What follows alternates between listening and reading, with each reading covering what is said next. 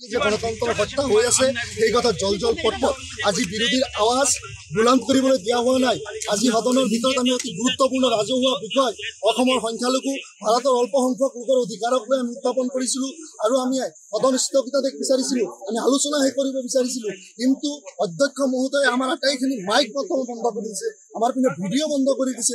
আমি ভুলত চিঞৰি আছিলোঁ যে আমাক কথা ক'বলৈ দিয়ক, কিন্তু তেখেতে মুখ্যমন্ত্ৰী মহোদয়ৰ মাইক খুলি দিছে আৰু মুখ্যমন্ত্ৰীয়ে অতি সাম্প্ৰদায়িকভাৱে যিবিলাক কথা হিন্দীত গোটেই দেশত তিয়াই পেলোৱাৰ কাৰণে যি ধৰণৰ কথা কৈছে আমি তাক ধিক্কাৰ দিছোঁ। আজি অসমত সমাগত লোকসভা নিৰ্বাচনক কেন্দ্ৰ কৰি যি ধৰণৰ সাম্প্ৰদায়িক ৰাজনীতি বিজেপিয়ে কৰিব বিচাৰিছে আমি ইয়াক ধিক্কাৰ দিছোঁ, আমি ইয়াক নিন্দা জনাইছোঁ।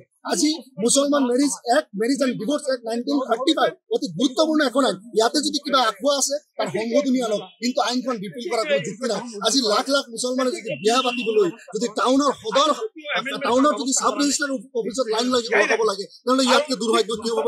এতিয়া সহজতে আইনৰ মাৰফতত কাজিৰ জৰিয়তে বিয়া বাৰু অনুষ্ঠিত হৈছিল। যদি তাতে আৰু কোনো আঁকোৱা আছে সেইখিনি সংশোধন কৰক। আপোনালোকে আইনখন বাতিল কৰি মুছলমান বিদ্বেষ যে আপোনালোক তাক প্ৰমাণ দিব বিচাৰিছে। এই মুছলমান বিদ্বেষে নহয়, কেৱল এই দলটো বিজেপি দল আৰু চৰকাৰ কেৱল মুছলমান বিদ্বেষে নহয়, অসমৰ জনগণ আৰু দেশৰ জনগণে জানি ৰখা উচিত এই চৰকাৰখন মুছলমান বিদ্বেষ খ্ৰীষ্টান বিদ্বেষী। একেটা সময়তে যিসমূহ সৰু সৰু জাতি জনগোষ্ঠী উপজাতি আছে বা জনজাতীয় লোক আছে বা যিসকলক তথাকথিত নিম্ন শ্ৰেণী বুলি কোৱা যায় তেওঁলোকৰো বিৰোধী এইখন চৰকাৰ। আজি মুছলমানৰ ওপৰত প্ৰথম হাতোৰাটো মৰা হৈ আছে, কাইলৈ যাব খ্ৰীষ্টানৰ ওপৰত মাৰিব, তাৰপিছত ক্ৰমান্বয়ে দুৰ্বলসকলৰ ওপৰত এই চৰকাৰখনে হাতোৰা মাৰিব। এই চৰকাৰখন পুঁজিবাদী চৰকাৰ আৰু এই চৰকাৰখনে সদায় পুঁজিবাদীৰ পক্ষ ল'বলৈ তেওঁলোকে নিৰ্বাচনত সহজভাৱে জিকিবলৈ যি পন্থা ল'ব লাগে, সেয়া চাই ঘৃণনীয় পন্থাই হওক, সেয়া চাই সাম্প্ৰদায়িকে হওক, সেয়া চাই অমানৱীয় হওক, সকলোখিনি ল'বলৈ এই দল প্ৰস্তুত, এই চৰকাৰ প্ৰস্তুত। আৰু তাৰে প্ৰমাণ এই বিধানসভাৰ অধিৱেশন চলি থকাৰ সময়ত অসমৰ মুছলিম মেৰিজ এণ্ড ডিভোৰ্চ এক্ট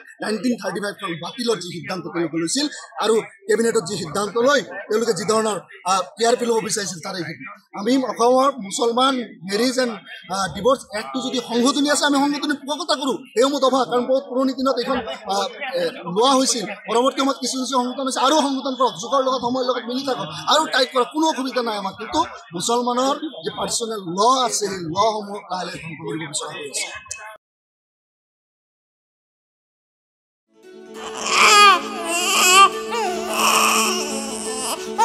অভিনন্দন, আপোনাৰ এজনী ছোৱালী জন্ম হৈছে।